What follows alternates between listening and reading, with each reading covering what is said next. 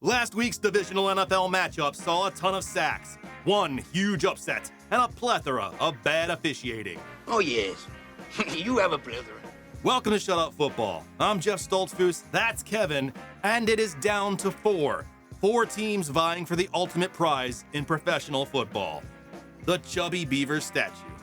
For those of you new to the channel since last year, I tried to 3D print a Super Bowl trophy, but it fell over before it finished, so I super glued a beaver and a top hat to it. It's actually a bowler hat, I believe. You have to work with what you have. You know, some say this is actually better than a Lombardi trophy. Not that I'm saying that, I'm just saying that's the word and the beat on the street. Let's run it back and shove these games under the bejeweled microscope of another NFL roast.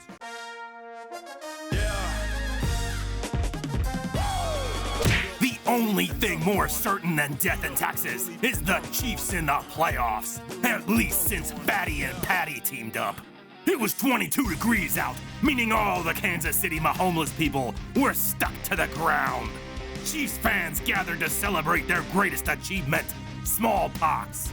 Fresh off the children's menu from an Italian restaurant, Nico Remigio started this game with a huge kick return. But Texan Chris Boyd said nuts to that. I can get them closer.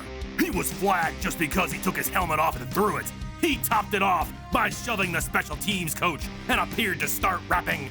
Damn it, Chris, now's no time for freestyle.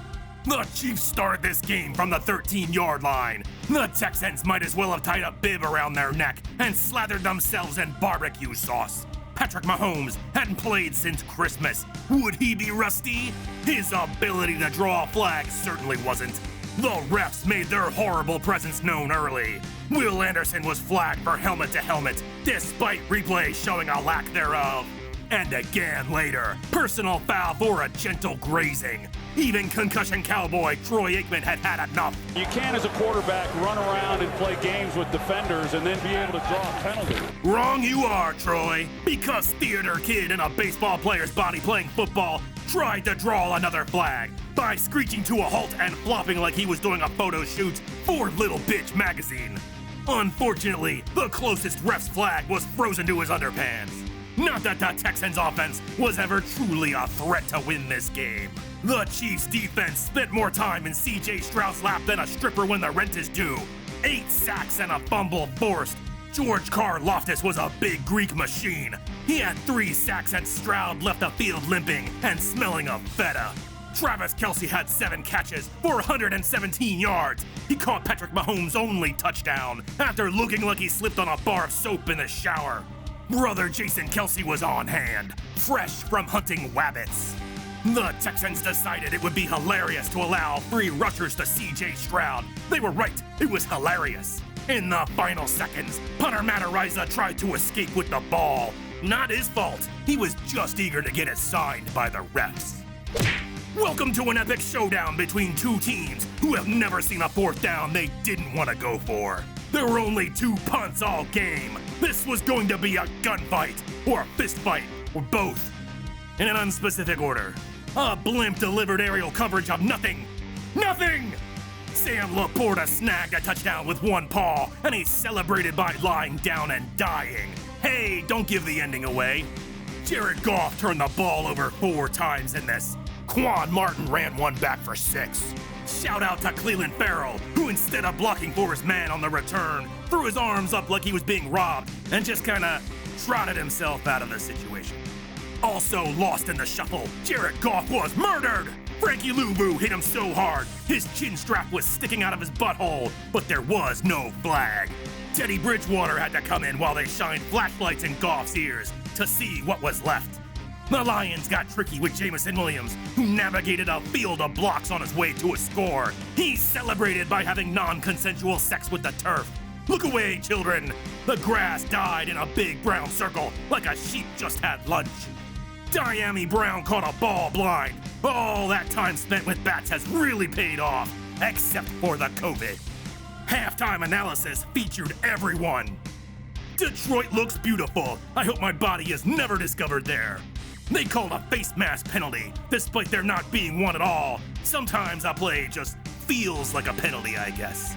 Coach What's-His-Fuck was turning more tricks than a magician/prostitute. They pitched a lateral and then threw a shovel pass to Amon-Ra St. Brown for a huge gain. Much better than my suggestion of just throwing a shovel. Jahmyr Gibbs ran 405 yards and had 2 touchdowns. Barry Sanders was there to cheer him on, but I assume he left early. Classic Barry. They had to cut Brian Branch out of his uniform like some kind of slow, uneventful Hulk. I got singles, Brian. Get nasty. Joe Gibbs, the Grover Cleveland of Commanders coaches, was on hand to support his son Jahmyr. The Commanders were on the Lions all day. Bring out Dan Snyder for like 5 minutes. I just want to see something. The Lions suffered a brutal shocker and fell short in a year with big expectations. Welcome to Philadelphia. It's beautiful, it's cold, and it in no way smells like urine every time it rains there. It was Matthew Stafford versus Saquon Barkley, apparently. I guess Jalen Hurts was there somewhere too, maybe in the crowd. They were showing clips of Rocky, and I was left wondering how Sylvester Stallone got CTE from pretending to box. Never mind that, time for Spock to kick this ball off. Jalen Hurts was there! Haha! I knew it! He was the guy who absolutely would not throw the ball. 7 sacks! Holy shit, man! Let it go! And a fumble! Ah! Hold on to the ball, I said! He started this game off with a 44-yard scamper for a score. It filled Eagles fans with a confidence that was immediately erased after Jake Elliott missed the extra point. Jalen Carter hoisted Matthew Stafford in the air like he just won a Grammy. And Stafford had to wonder which local hospital he'd wake up in, and if they'd have the necessary tools to work on him, or if it was all just cheesesteaks and pretzels, and they were all labeled John. He put him back down, but I appreciate the lineman whose first thought was to grab Stafford's leg. As if some sort of tug-of-war ensued, he could drag a limb back to Sean McVay to prove he tried. Jared Verse made an enemy of Philadelphians, which is a dangerous thing to do. Most have nothing to live for outside of their sports teams, and some of them even know someone who's sober enough to drive. Halftime featured 1 question by a woman and 3 men yelling at her. They tied a rope and dragged Jimmy Garoppolo's useless, handsome body around the field to clear the hash marks of snow. Meanwhile, the rest of the Rams were warm inside, smoking with Puka Nakua's chill half-stepbrother, Puka Nakua. Coach Sirianni, is it true you're known for your keen insight and articulation? No. One of Jalen Hurts' many sacks led to him getting folded like a cheap card table. In a blink, his mobility went from quick like a bunny to Sisyphean rock. Neville Gallimore swallowed him whole in the end zone for a safety, bones and all. Shallow be thy grave. The Eagles' defense got punchy in the final quarter, forcing fumbles from Kyren Williams and Matthew Stafford, and making angels in the snow. Do you want to build a snowman? Hell yes I do. With 205 yards and 2 touchdowns by Saquon Barkley. He had over 200 yards against the Rams back in November. It turns out, second verse, same as the first.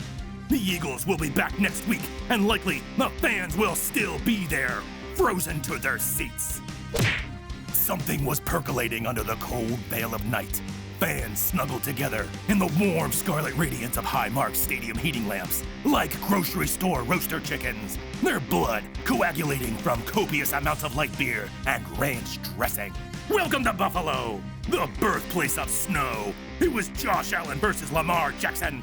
Either could be the MVP, or maybe both, if they learn to co-parent. The Ravens came out balanced and Jackson took them down the field on their first possession, finding Bateman for 6. Josh Allen looks like the kind of guy who calls toothpaste spicy. The Bills returned serve as Ray Davis crammed his yams in the end zone for the Bills' first points. Unfortunately for the Ravens, they were doomed due to their poor ball security. Center Tyler Linderbaum snapped the ball to fucking no one, and Jim Nance described my teenage years. Awkwardness. Jackson saved it, but everyone's favorite flatliner, DeMar Hamlin, forced a fumble, and Von Miller recovered it. If only Von's speed was as big as his forehead. Josh Allen towed the goal line and scored on a Buffalo butt punch. Cram your derriere like you just don't care. He ran another one in later. So runny that Allen, like a Wake Forest Gump. Derrick Henry hijacked an entire drive. Like a bison in a Ferrari, it was beef at high speed. He crashed the end zone and walked away with points. The Ravens went for 2, but had to settle for 0 because of hands. Tony Romo, say Matt Milano's name as if you were a sassy queen. Matt Milano. The Ravens were on the move again when Mark Andrews gave birth at midfield. A costly mistake and an unfortunate sign that those months secretly sterilizing him were wasted. Lamar Jackson connected with less dropsy tight end Isaiah Likely, and this game was tighter than a librarian's chicken snitch. The Ravens only needed 2 points to tie it up, but Mark Andrews broke out the butter mitts and dropped it. Checkmate! I do not know how points work. Poor Lamar Jackson failed to get over the hump again, instead falling short directly in front of the hump. Or perhaps slightly on it, with his head listing. The Bills move on to face the Chiefs in the conference championship. The only time a trip to Kansas City was considered winning. Thanks for watching Shut Up Football. We've got one more roast before the much maligned Super Bowl episode. Please leave your comments below, say hi to your mom for me, and go Birds! Peace! Check the mic and make sure it sound right, boys.